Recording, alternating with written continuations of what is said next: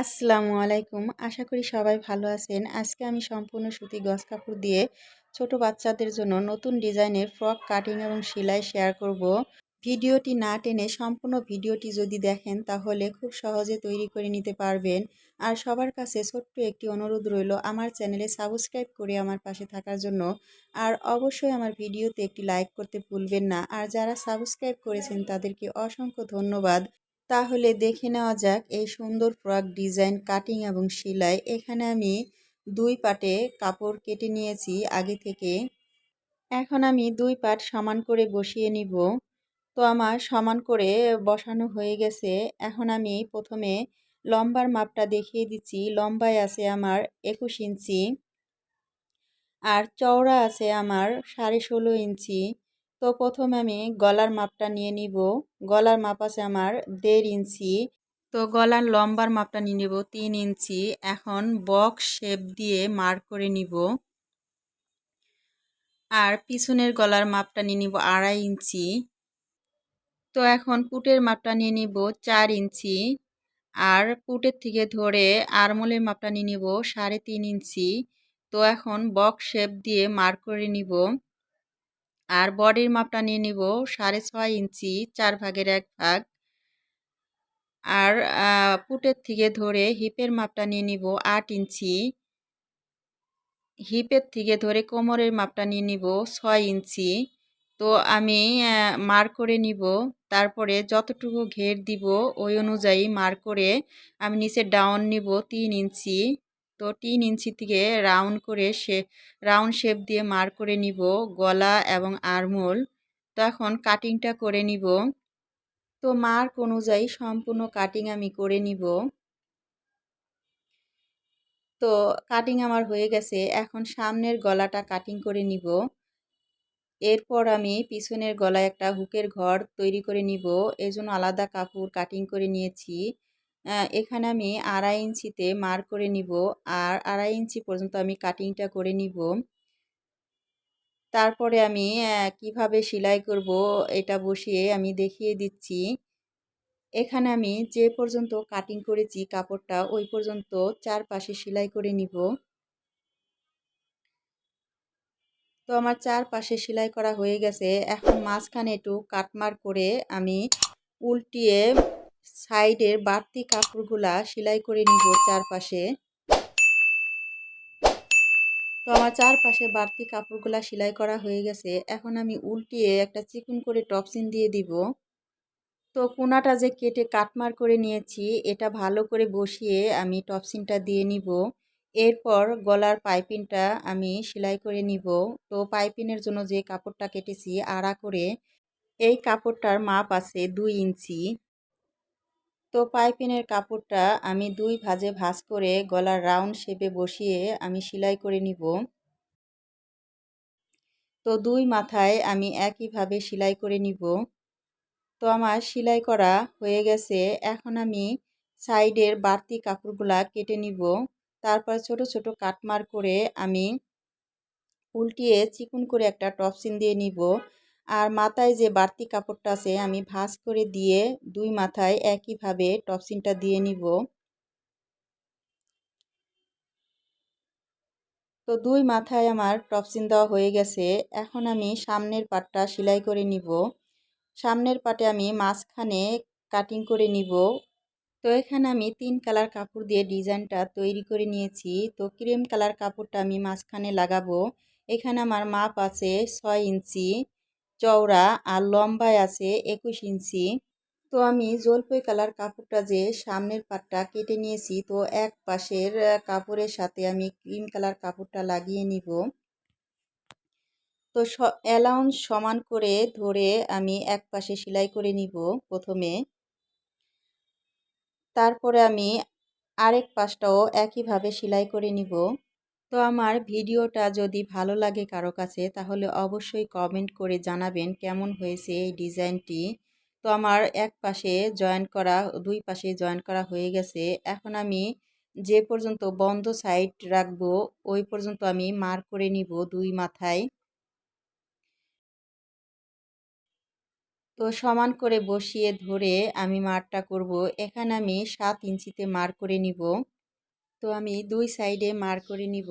এরপর এক সাইডে প্রথমে পাইপিংটা সেলাই করে নিব।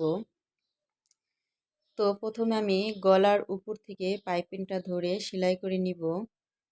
তো পাইপিংটা চিকন করে ধরে সম্পূর্ণ পাইপিংটা আমি সেলাই করে নিব। তো আমার সম্পূর্ণ পাইপিংটা এক সাইডে সেলাই করা হয়ে গেছে। এখন আমি অপর সাইডের পাইপিংটা সেলাই করে নিব। তো এই অপর সাইডের পাইপিংটা আমি নিচের থেকে ধরব। তো একইভাবে চিকন করে সম্পূর্ণ পাইপিংটা আমি সেলাই করে নিব। তো এখানে সম্পূর্ণ পাইপিংটা আমার সেলাই করা হয়ে গেছে। এখন আমি যে পর্যন্ত মাপ নিয়েছি ঠিক ওই পর্যন্ত মিডলে বসিয়ে আমি পাইপিংটা সেলাই করে বন্ধ সাইডটা আটকিয়ে দিব। তো বন্ধ সাইড যে পর্যন্ত আটকাবো সেই পর্যন্ত আমি পাইপিংটা সমান করে 2 সাইডের পাইপিং আমি সমান করে ধরে সেলাই করে নিব। তো গলার পাইপিংটা ভালো করে সমান করে ধরে যাতে ফাঁকা না থাকে এইভাবে ধরে আমি সেলাই করে নিব। এরপরে নিচের কাপড়টা সমান করে ধরে বাড়তি কাপড়টা আমি কেটে নিব। তো এখন আমি উপরে গলায় যে ফুল বসাবো ফুলের কাপড়টা নিয়েছি লম্বায় 5.5 ইঞ্চি আর চওড়া আছে 2 ইঞ্চি। তো প্রথমে 2 ভাঁজ দিয়ে আমি একটা নিডেল দিয়ে সেলাই করে নিব। তো ছোট ছোট ফোঁট তুলে আমি সেলাই করে নিব, ফুলটা তৈরি করে নিব।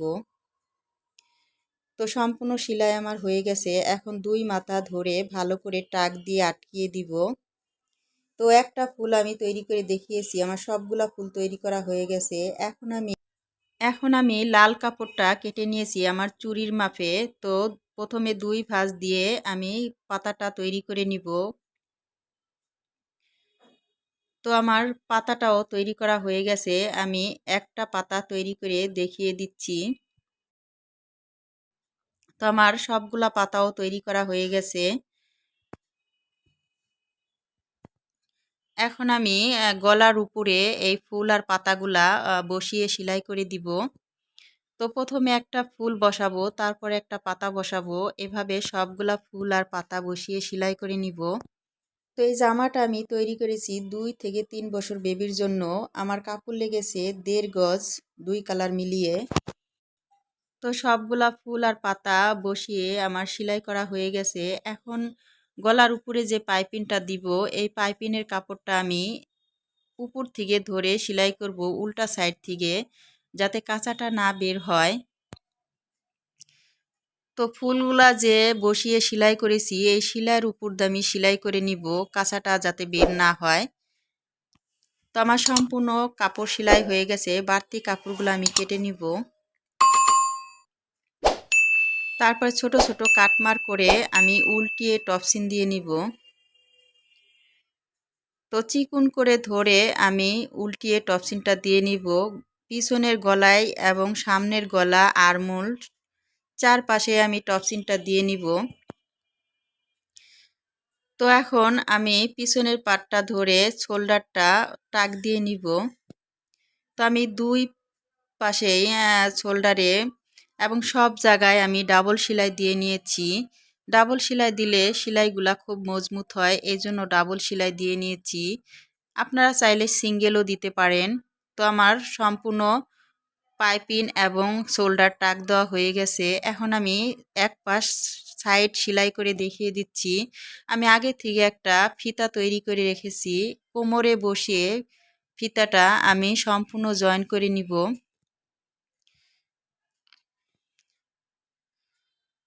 তো এখানেও আমি ডাবল সেলাই দিয়ে নিব। তো আমার 2 পাশই সেলাই করা হয়ে গেছে। এখন আমি উল্টিয়ে হেমটা তৈরি করে নিব। নিচের হেমটা চিকন করে আমি তৈরি করে নিব।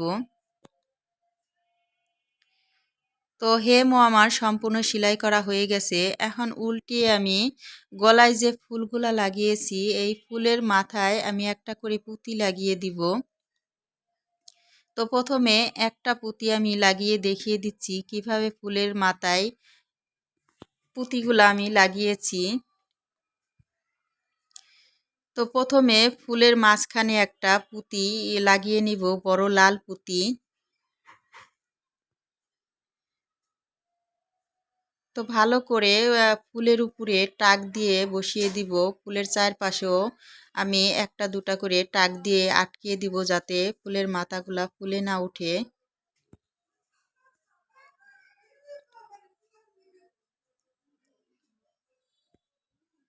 তো একইভাবে সবগুলা ফুলের মাথায় এবং পাতার মাথায় আমি একটা করে পুঁতি লাগিয়ে দিব। ফুলের মাথায় আমি বড় পুঁতি লাগিয়েছি, আর পাতার মাথায় আমি একটা ছোট পুঁতি লাগিয়ে দিব। তো দুইটায় আমি লাগিয়ে দেখিয়ে দিচ্ছি, একটা পাতার পুঁতি এবং একটা ফুলের পুঁতি, আমি দুই পুঁতি লাগিয়ে দেখিয়ে দিচ্ছি। তো এখন একইভাবে সম্পূর্ণ পুঁতিগুলো আমি লাগিয়ে নিব। বন্ধ সাইডেও আমি দুটা পুঁতি লাগিয়ে নিয়েছি, দুই পাশে ফিতা তৈরি করে নিয়েছি। সবগুলা পুঁতি আর মূলের পাইপিং সব আমি কমপ্লিট করে নিয়েছি। তো আমার ভিডিওটা যদি ভালো লাগে তাহলে অবশ্যই কমেন্ট করে জানাবেন। তো আগামী ভিডিওতে দেখা হবে। আল্লাহ হাফেজ।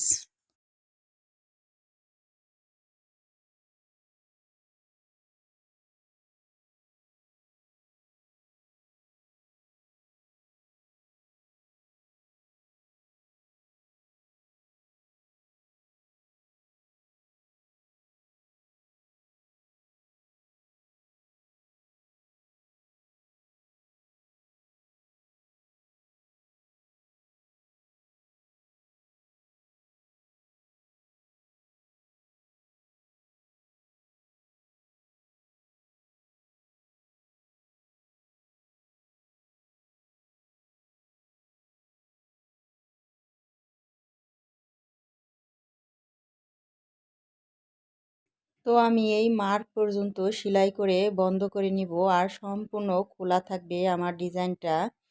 তো প্রথমে এক সাইড ধরে আমি চিকন করে টপসিনটা, সম্পূর্ণ টপসিনটা আমি দিয়ে নিব।